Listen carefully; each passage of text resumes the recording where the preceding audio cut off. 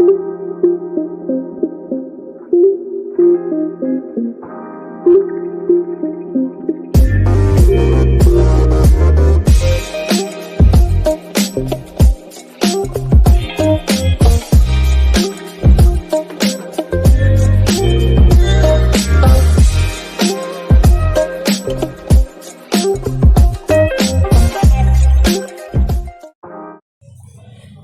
বন্ধুরা, রকি কিচেনের তরফ থেকে সকলকে স্বাগত জানাচ্ছি। আবার একটা রেসিপি আপনাদের মাঝখানে শেয়ার করতে চলেছি, সেটা হলো রুটি পরোটার সাথে খাওয়ার মতো খাসির টেংরির জুস। তাহলে চলুন দেখে নেওয়া যাক আজকে রেসিপি। ওভেনে একটা কড়াই বসিয়ে তাতে দিয়ে দিয়েছি কিছুটা পরিমাণে সাদা তেল।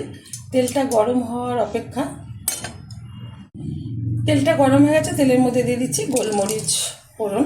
আপনারা এখানে একটু গোটা ধনেও ব্যবহার করতে পারেন।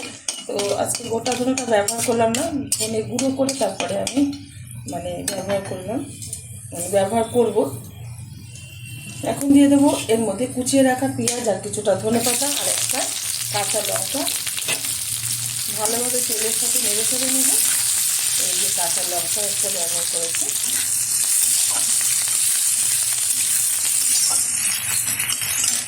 দিয়ে দিচ্ছি হাফ চামচ হলুদ গুঁড়ো,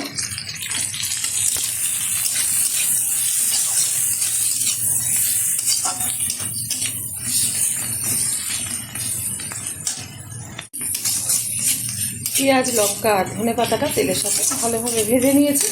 এখন এর মধ্যে দিয়ে দেবো ধনে আমি হালকা ভেজে শিলনোড়ায় গুঁড়ো করে নিয়েছি, সাথে নিয়ে নিয়েছি আদা বেটে তার রসটা দিয়ে দিলাম। দিয়ে দেবো এখানে কিছুটা রসুন বাটা।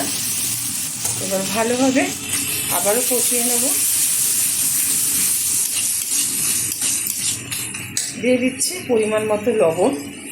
লবণটা বুঝে ব্যবহার করতে হবে, যেহেতু টেংরির জুস, তো সেই কারণে ঝোল হবে না।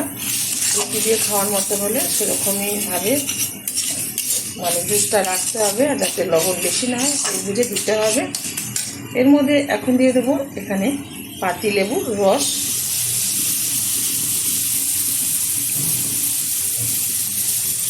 এখানে একটা পাতিলেবুর রস আমি ব্যবহার করছি। এখানে কিন্তু কোনো টমেটো ব্যবহার করবেন না, যে কোনো লেবুর রসই আপনারা ব্যবহার করবেন। এবার ভালোভাবে আবার একটু নেড়ে চেড়ে নিচ্ছি।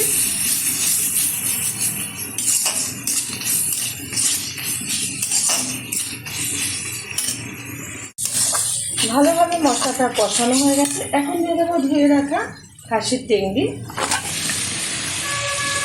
এবার ভালোভাবে প্রায় আমি 10 মিনিট মতো মিডিয়াম লো আছে কষিয়ে নেব।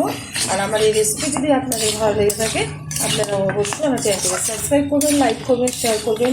ঠিক যেরকমভাবে আজকে রুটি পরোটার সাথে টেংরির জুস খেতে হয়, এরকমভাবে একবার বানিয়ে খেয়ে দেখবেন। আশা করি আপনাদের ভীষণ ভালো লাগবে। যারা জানেন না তারা অবশ্যই ট্রাই করবেন। এটা কষানোর পর কিন্তু আমি প্রেশার কুকারে পরিমাণ মতো জল দিয়ে প্রায় 11 থেকে 12টা সিটি দিয়ে নেব। তারপরে কেউ টেংরির জুসটা হয়েছে রুটি দিয়ে খাওয়ার মতো, রুটি বা পরোটার সাথে, সেটা আপনাদের দেখাবো। প্রথমে আগে ভালোভাবে কষিয়ে নিই 10 মিনিট ধরে, এরকমভাবে আমি এটা কষিয়ে নিলাম। এখন আমি এটা তুলে প্রেশার কুকারে দিয়ে দিচ্ছি পরিমাণ মতো জল দিয়ে। ঢাকনাটা খুলে দিচ্ছি। আর এই যে এখনও বাষ্প উঠছে, এই যে এরকমভাবে আপনারাও কিন্তু বাড়িতে একবার বানাবেন। আশা করি আপনাদের ভীষণ ভালো লাগবে রুটি পরোটার সাথে খেতে। দেখা হবে পরের ভিডিওতে নতুন কোনো রেসিপি নিয়ে। ধন্যবাদ।